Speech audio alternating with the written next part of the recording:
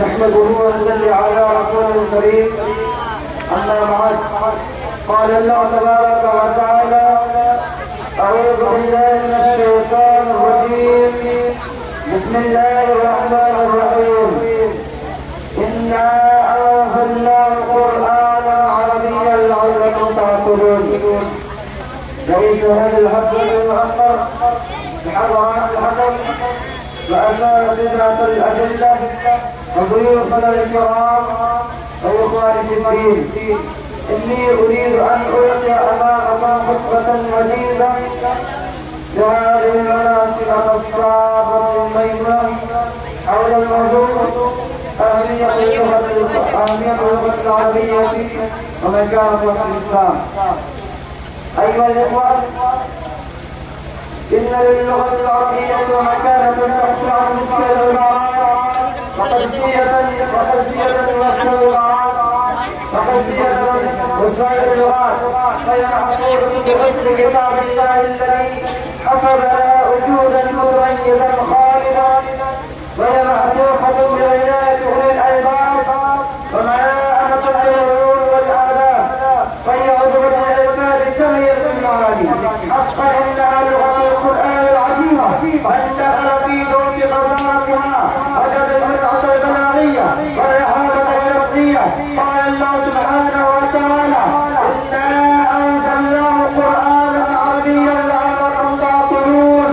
والقرآن الكريم وكتاب الله المبين جعل الله جل العالمين نزل بروح الأمين بلسان عربي مبين ليكون لنا عزا ومجدا. يقول عز وجل: لقد أنزلنا إليكم ذكركم أفلا تعقلون. حتى الله به الفصحاء وأفحم به البلاغاء وأثنى به على العلماء ضمن له الغيبة والبقاء، ولمن عمل به الفوز والفلاح والانتقاء. أنزل الله باللسان العربي المبين وامتن به على الناس أجمعين. يقول تعالى: ولقد نعلم أنهم يقولون إنما يعلمه بشر لسان الذي يلحدون إليه عجمي وهذا لسان عربي مبين. وهي تقول على لسان الشاعرها حافظ إبراهيم: وسرت كتاب الله برفض وغاية وما جئت عن آتي به عبادي. وكيف أريد عن نصف آلة وتنسيق أسماء المخترعات عن البحر في أحشاء الدروس تعامل كالسائر الغواص عن صدقاتي. إن اللغة العربية شعار الإيمان ولغة القرآن اختار الله تعالى بعالم شريعته ولغة لفظ النبي صلى الله عليه وسلم، فالعناية بها من أفضل القربات والاهتمام بها من أولى الأولويات لتعلقها بكتاب الله وسنة رسول الله صلى الله عليه وسلم.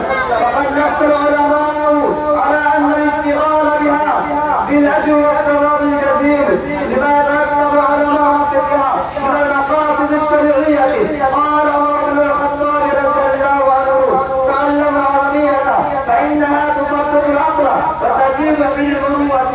رواه البيهقي في شعب الإيمان.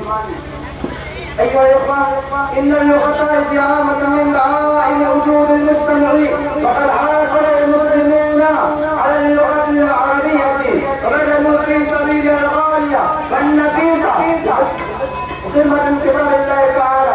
أخيرا أدعو الله تعالى: اللهم ارزقنا حبا للغة القرآن وأعنا على المحافظة عليها، وارزقنا فهما للكتاب بالعمل